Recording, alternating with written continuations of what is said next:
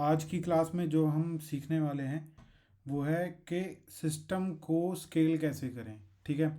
अब सिस्टम को स्केल करने का मतलब क्या है? जब भी आप कोई एप्लीकेशन जो है, ठीक है, कोई भी ऐप जो है उसको क्या कर रहे हो, डेवलप कर रहे हो। ठीक है। एंड डेवलप करते करते वो क्या हो गया, कंप्लीट हो गया। एंड कंप्लीट होने के बाद आपने क्या कर दिया, उसका डिप्लॉयमेंट कर दिया। ठीक है। अब डिप्लॉयमेंट के बाद अब मान लो 1 मंथ हो गया आपको उसको लाइव देखते हुए। एंड 1 मंथ के बाद उसमें अंदर क्या है, इश्यूज आने लगे। इश्यूज क्या आने लगे?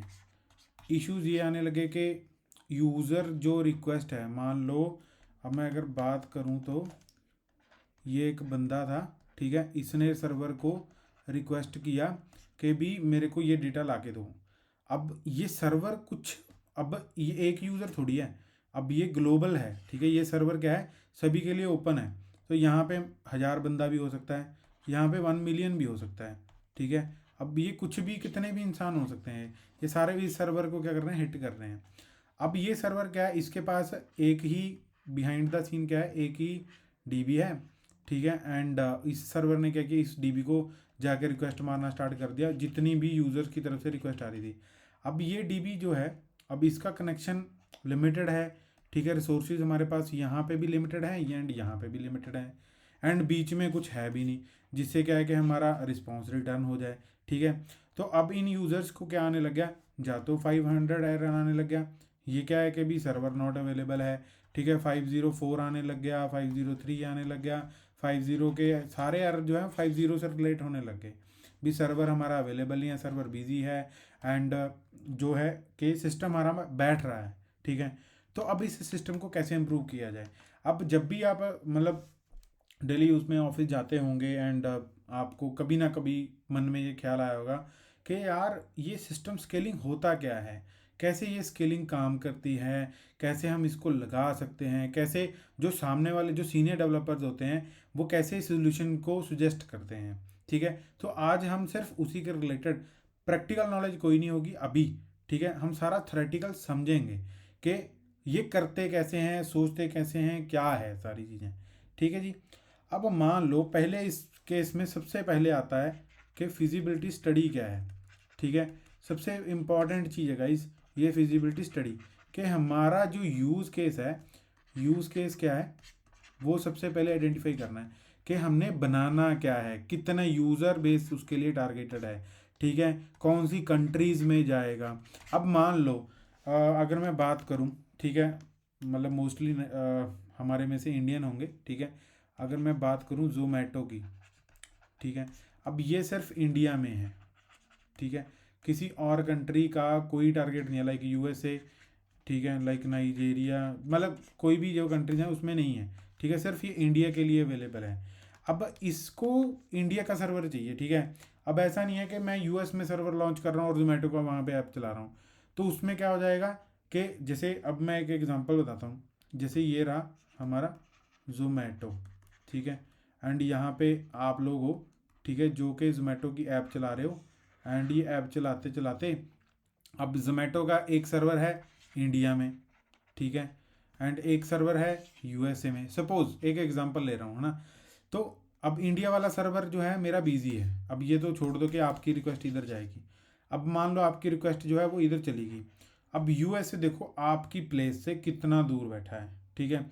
उसके जो सर्वर हैं वो यहाँ पे हैं। अब वो यहाँ से रिस्पॉन्स ला के देगा, कितनी लेटेंसी जो है वो फेस करनी पड़ेगी इसको।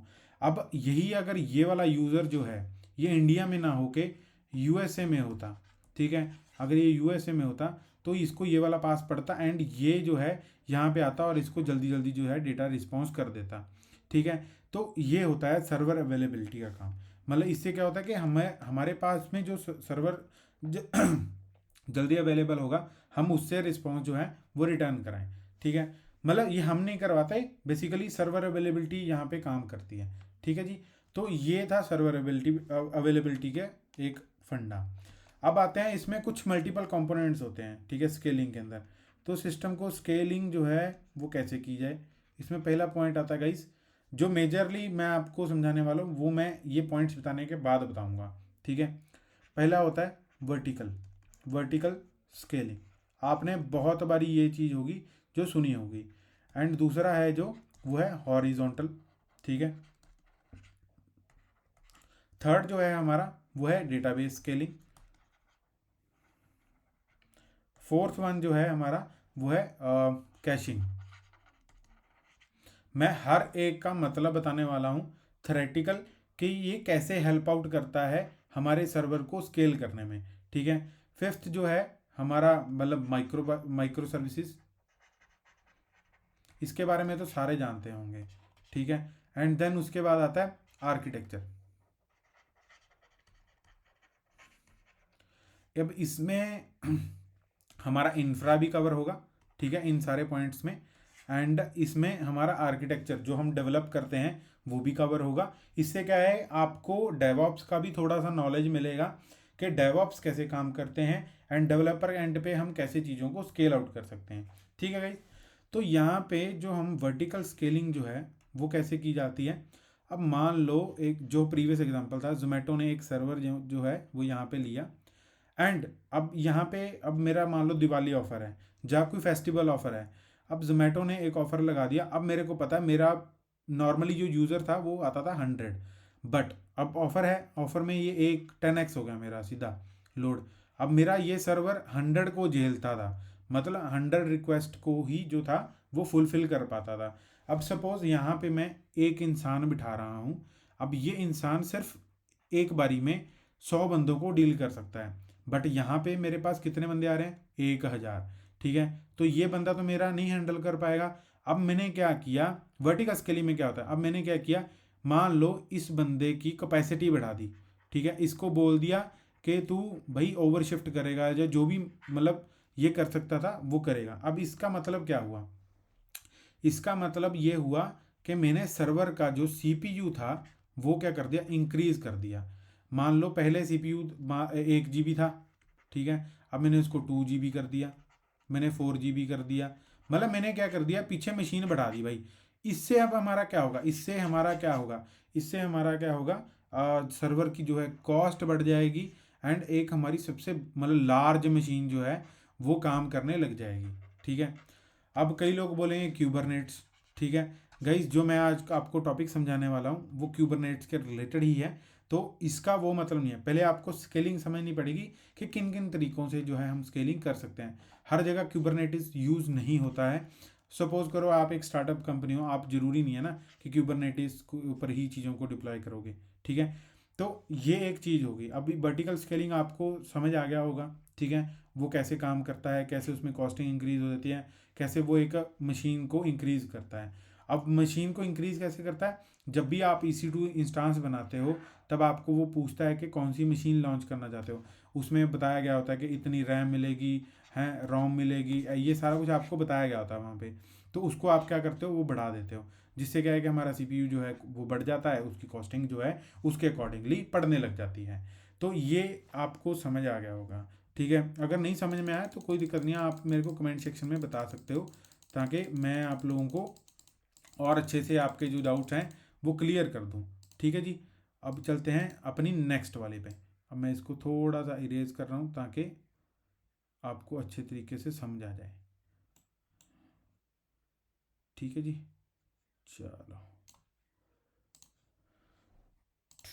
अब हमारा जो दूसरा है वो है हमारा हॉरिजॉन्टल।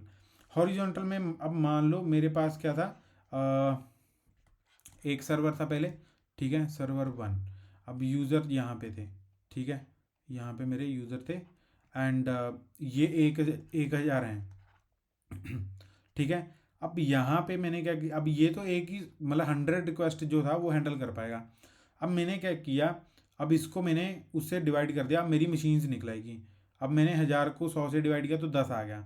तो इसमें मैंने क्या किया, S1 S2 up to S3 S10 जो था वो लॉन्च कर दिया यहाँ पे। मतलब मैंने server 1 server 2 server 3 server 4 server 5 ऐसे करके 10 सर्वर जो थे वो लॉन्च कर दिए, जो क्या करेंगे, 100 यूज़र को हैंडल करेंगे यहाँ पे।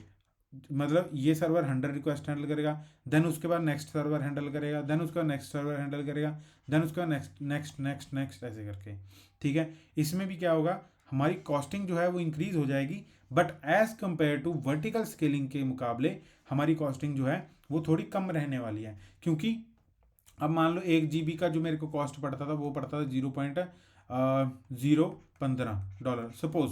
मेरे को मैं कॉस्टिंग के ऊपर एक जस्ट आइडिया बता रहा हूँ, ठीक है। एंड वर्टिकल स्केलिंग में मैंने जैसे सर्वर को इंक्रीज किया तो मान लो मैंने 2 GB का मेरे को कॉस्ट पड़ने लग गया अराउंड अराउंड 0.030। अब यहाँ पे 1 0 कम हो गया, मतलब 30 पड़ने लग गया मेरे को। अब अगर मैं यही 10 सर्वर लगा दूँ तो ये कॉस्ट जो होगी इसके मुकाबले बहुत कम रहेगी, ठीक है। तो इस तरीके से जो है हॉरिजॉन्टल स्केलिंग जो है वो काम करती है, ठीक है जी। अब नेक्स्ट जो हमारा स्केलिंग का टॉपिक है वो है डेटाबेस। अब डेटाबेस का कैसे होगा मैं वो भी आपको बताता हूँ।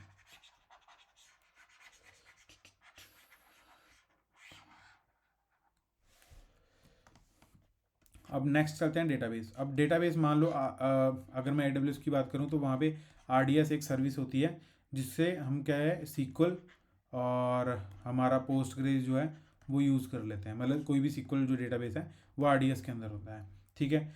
अब इसके अंदर क्या है, अब इसके या तो हम रेप्लिका बना लेते हैं, रीड राइट रेप्लिका, एंड उसके जहाँ हम क्या और मतलब और उससे बढ़िया भी क्या कर सकते हैं, शार्डिंग कर सकते हैं डेटाबेस के अंदर, ठीक है। कि रेप्लिका का मतलब क्या होता है। अब कई लोगों के माइंड में क्वेश्चन होगा, ज़रूरी नहीं है कि सभी के माइंड में हो, कई लोगों के माइंड में क्वेश्चन होगा रेप्लिका का मतलब क्या होता है। रेप्लिका का मतलब क्या होता है कि रीड एंड राइट, मतलब मास्टर या स्लेव, हम ये बोल सकते हैं। अब इसका मतलब क्या है, अब देखो रीड एंड राइट का मतलब आपको समझ आ रहा होगा कि एक डेटाबेस जो है मैंने राइट के लिए बना दिया, एक डेटाबेस जो है मैंने रीड के लिए बना दिया, ये आपस में सिंक होंगे, ठीक है। कि जब भी कोई यूज़र कोई डेटा क्रिएट कर रहा होगा डेटाबेस पे, जब भी कोई API जो है वो डेटाबेस पे कोई डेटा को क्रिएट कर रही होगी तो वो इस वाले DB इंस्टांस से होगी, इस वाले DB इंस्टांस से, ठीक है। जब भी कोई रीड ऑपरेशन परफॉर्म हो रहा होगा एप्लीकेशन के ऊपर तो वो इस वाले इंस्टांस को, रीड वाले रेप्लिका को जो है वो यूटिलाइज करेगी। इससे क्या होगा, हमारा जो लोड है वो क्या है वो यहाँ पे बट जाएगा, ठीक है। मतलब यहाँ पे लोड जो है वो डिस्ट्रीब्यूट हो जाएगा, ठीक है। यही हमारा हॉरिजॉन्टल स्केलिंग में भी होता है कि जब हमारे पास 10 सर्वर होते हैं, ठीक है, S1 S2 S3 up to S10, तो ये भी क्या करता है, हमारा यहाँ पे एक ऊपर लोड बैलेंसर लगा होता है जिसको सब कुछ पता रहता है। एंड वो लोड बैलेंसर क्या करता है, जैसे उसके पास लोड आया उसने सारे सर्वर्स के ऊपर डिस्ट्रीब्यूट करना स्टार्ट कर दिया, जिससे क्या है कि हमारा लोड जो है वो पूरा प्रॉपर जो है वो बैलेंस हो गया, ठीक है। ऐसे ही जब भी कोई रीड ऑपरेशन होता है तो वो रीड रेप्लिका के पास जाएगा, अदरवाइज वो राइट रेप्लिका के पास जाएगा। तो डेटाबेस का भी आपको समझ में आ गया होगा। अगर फिर भी कोई दिक्कत है गाइस तो घबराने की कोई बात नहीं है, आप मेरे को पॉइंट बताएं कि हमें ये चीज़ नहीं समझ आई, तो उसके लिए हम स्पेसिफिकली आपको पूरा एक एंड टू एंड वीडियो बना के देंगे ताकि आप लोग अच्छे से उस चीज़ को समझ पाएँ, ठीक है। अब आती है बात कैशिंग की। अब कैशिंग ये मतलब मोस्टली लोगों को पता होगा, रेडिस, इन मेमोरी, ठीक है। मतलब ये कुछ टाइप की कैशिंग होती है। अब ये कैशिंग का मतलब क्या है, कैशिंग का गाइस देखो, अब हम मोबाइल है ये मान लो, ठीक है। अब मोबाइल के अंदर मैंने व्हाट्सएप चला लिया, अब व्हाट्सएप का बिहाइंड बैकग्राउंड में क्या बनता है, कैशे बनता है। ये कैशे का मतलब क्या है, ये कैशे सेम कैशे ही होता है। ये कैशे बेसिकली क्या करता है, कुछ डेटा जो है वो क्रिएट करके रख लेता है, एंड जब भी मैं व्हाट्सएप खोलूँगा तो वो ये डेटा इंस्टेंट क्या है वो लोड हो जाएगा, जो कि बहुत फास्ट होता है, ताकि यूज़र रिस्पॉन्स जो है मतलब यूज़र इंटरेक्शन जो है वो अच्छा हो पाए, ठीक है। तो इसीलिए ये कैशिंग जो है वो यूज़ किया जाता है। अब हमारे केस में क्या है, इसमें रेडिस यूज़ होता है, रेडिस या इन मेमोरी जो भी आप यूज़ करना चाहो वो अपने एप्लीकेशन अपने बजट के अकॉर्डिंग कर सकते हो आप। तो इसमें मान लो मेरा ये एप्लीकेशन है, ठीक है। एंड यहाँ पे मेरा क्या है, एक यूज़र है। मतलब ये यूज़र, जब भी मैं यूज़र बोल रहा हूँ ना तो आप एक ये समझ लिया करो कि यहाँ पे 1000 यूज़र्स हैं एंड ये एप्लीकेशन सिर्फ 100 यूज़र का ही लोड संभाल पाएगी। अब मान लो मैंने हॉरिजॉन्टल स्केलिंग कर ली, ठीक है। अब हॉरिजॉन्टल स्केलिंग जो है, अब सपोज एक चीज़ ध्यान रखना यहाँ पे है ना, यहाँ पे सर्वर लगे हुए हैं, बिहाइंड द सीन क्या है, ये सर्वर 10 सर्वर लगे हुए हैं।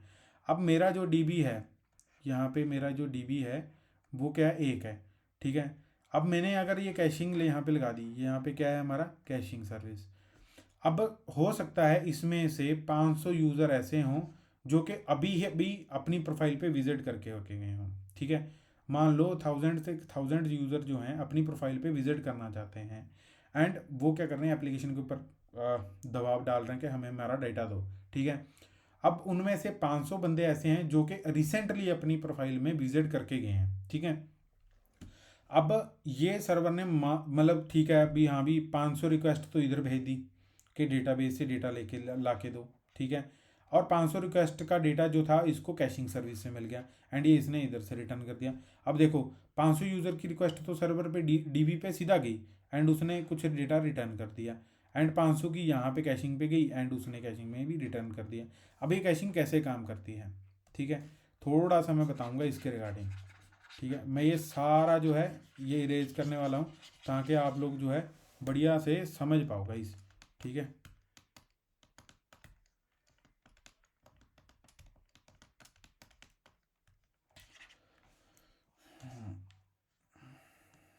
एक सेकेंड,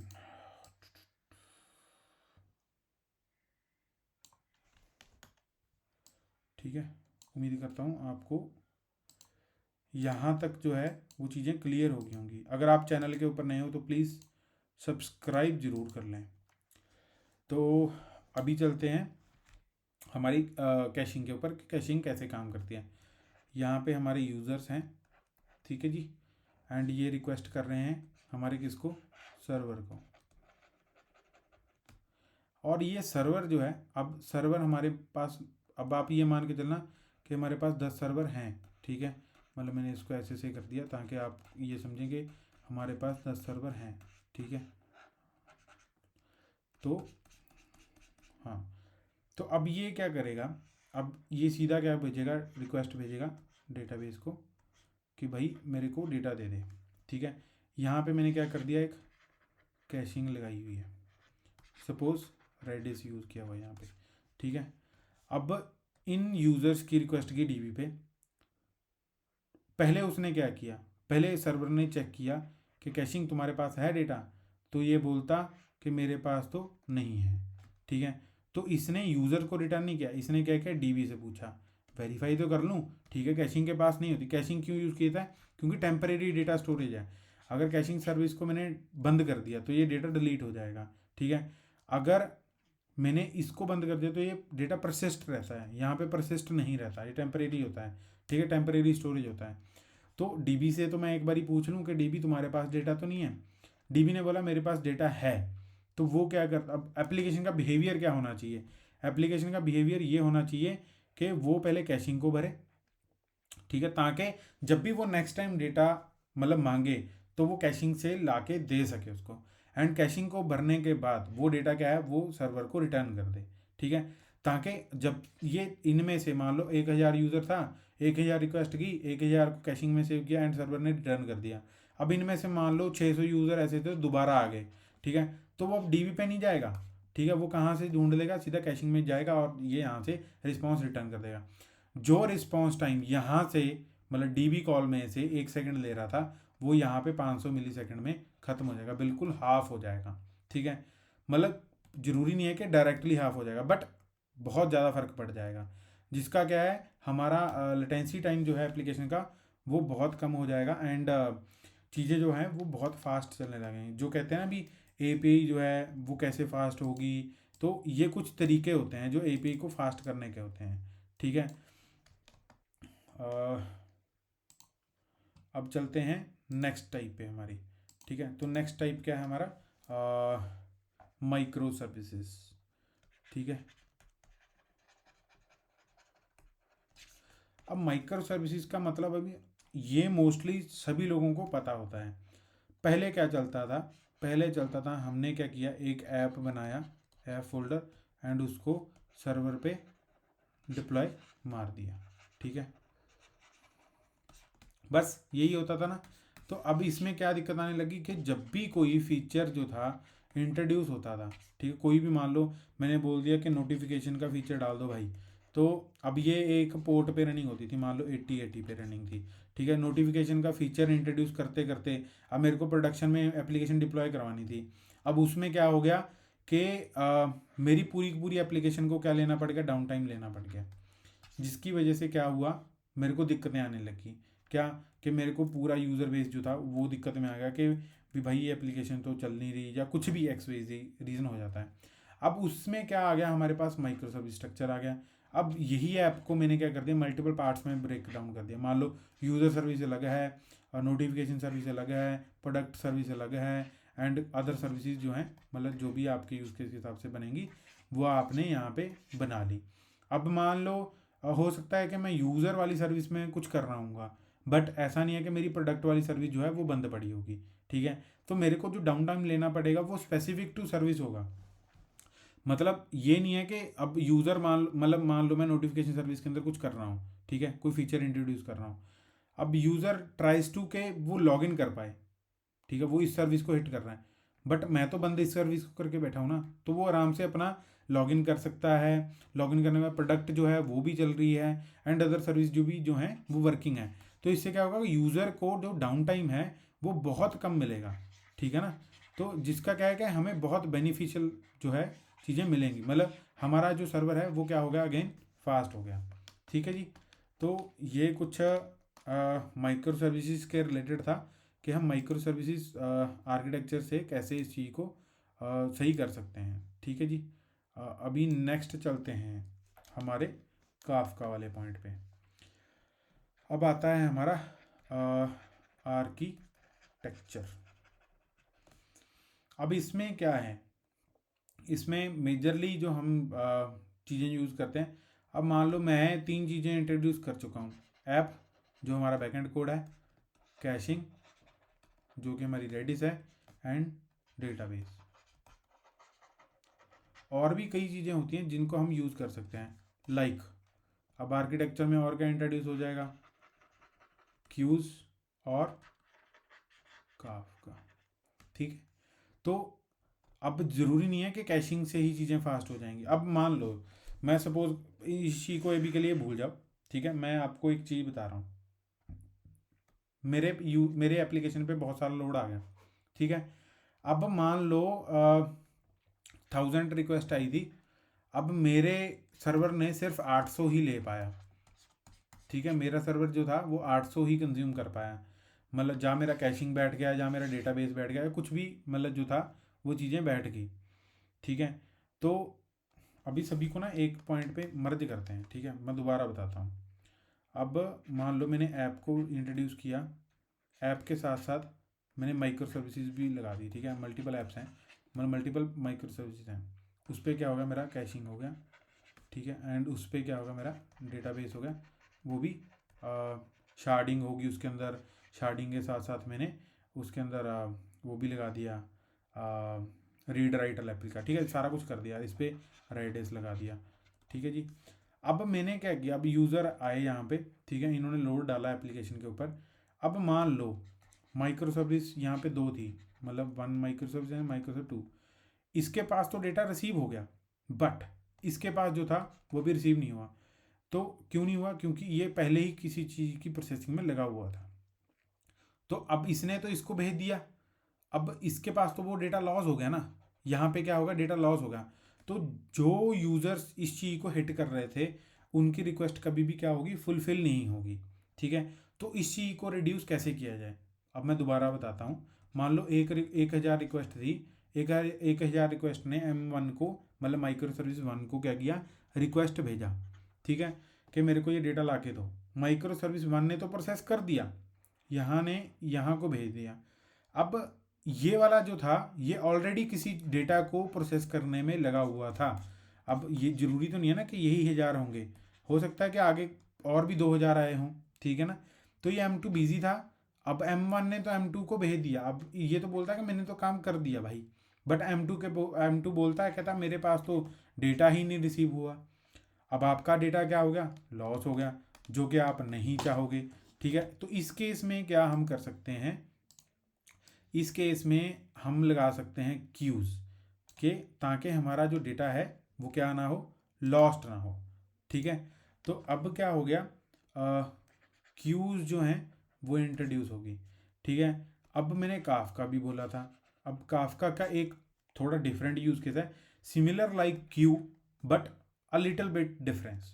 इसमें क्या होता है, प्रोड्यूसर एंड कंज्यूमर होता है। अब आप बोलोगे कि वो तो क्यू में भी होता है, सेम होता है, मतलब इसमें भी कंज्यूमर और प्रोड्यूसर होता है, बट इसमें मतलब मान लो काफका के में क्या डिफरेंस होता है कि प्रोड्यूसर एक है और मल्टीपल कंज्यूमर है, तो वो हम यूज़ कर सकते हैं, ठीक है, काफका के अंदर। कि ये मान लो नोड जेएस का मतलब माइक्रो सर्विस 1 है, ये माइक्रो सर्विस 2 है एंड ये माइक्रो सर्विस 3 है, और ये सेम जो है अपने अपने टॉपिक में से रीड कर रहे हैं डेटा को, ठीक है। तो ये ऐसे कुछ काम करता है। उम्मीद करता हूँ आप लोगों को ये चीज़ जो है वो समझ आ गई होगी। अगर नहीं आई कोई दिक्कत नहीं है, यही टॉपिक जो है मैं आप लोगों को इन डेप्थ जो है पढ़ाने वाला हूँ, जो कि अराउंड मतलब जो मैंने आपको प्रॉमिस किया था अपने लाइव में कि 1 मिलियन रिक्वेस्ट को कैसे हैंडल किया जा सकता है, तो ये वही वाला टॉपिक है, ठीक है। अब हमने क्या किया, ऐप्स को इंट्रोड्यूस किया, ठीक है, ऐप्स को इंट्रोड्यूस कर दिया, कैशिंग को इंट्रोड्यूस कर दिया, डेटाबेस को इंट्रोड्यूस कर दिया, माइक्रो सर्विसेज को इंट्रोड्यूस कर दिया। अब माइक्रो सर्विस के बाद में क्या इंट्रोड्यूस किया हमने, काफका एंड क्यूज। तो ये हमारा मेन टॉपिक है जिसको हम आगे अपनी जर्नी के अंदर पढ़ेंगे, ठीक है। तो गाइस अभी उम्मीद करता हूँ आपको स्केलिंग के बारे में थोड़ा थोड़ा आइडिया होने लग गया होगा कि हम चीज़ों को किस किस हिसाब से स्केल आउट कर सकते हैं, उनको कैसे यूज़ किया जाता है, क्या उनका मतलब होता है। मैंने आपको बहुत सिंपल भाषा में बताया ताकि आप लोग एक टेम्परेरी इमेज बना सको अपने माइंड के अंदर, ताकि आपको आगे जब भी कोई बोलता है स्केलिंग के रिलेटेड तो आप उनको एक छोटा सा आइडिया रिप्रेजेंट कर पाओ कि हाँ भाई हम कैशिंग भी यूज़ कर सकते हैं, हम डेटाबेस स्केलिंग यूज़ कर सकते हैं, उसको कैसे स्केल किया जाए, रीड राइट रेप्लिका बना के या शार्डिंग करके। हॉरिजॉन्टल स्केल कर सकते हैं अपनी एप्लीकेशन को इंफ्रा लेवल पे, एंड वर्टिकल स्केल कर सकते हैं इंफ्रा लेवल पे, ठीक है। वो टोटली यूज़ केस के हिसाब से होगा, माइक्रो सर्विस आर्किटेक्चर है कि नहीं है, ठीक है, कैशिंग इंप्लीमेंट की हुई है कि नहीं की हुई, और काफका या क्यू में से कुछ लगाया हुआ है कि नहीं लगाया हुआ। अगर नहीं लगाया हुआ दोनों में से तो हम डेटा को, जब मान लो कि डेटा के अंदर कुछ गड़बड़ हो गया तो हम उसको डिजास्टर मैनेजमेंट के लिए क्या चीज़ यूज़ कर रहे हैं, ठीक है। तो ये कुछ चीज़ें हैं जिनको हम स्केलिंग के लिए यूज़ कर सकते हैं। उम्मीद करता हूँ आप लोगों को ये वीडियो जो है वो अच्छा लगा होगा, समझ में आया होगा। अगर कोई चीज़ ना समझ में लगी हो, ना आपको पल्ले पड़ी हो, तो आप मेरे को कमेंट सेक्शन में बता सकते हैं ताकि मैं आप लोगों को वो अच्छे से समझा दूँ। Thank you for watching this video guys, और जय श्री राम।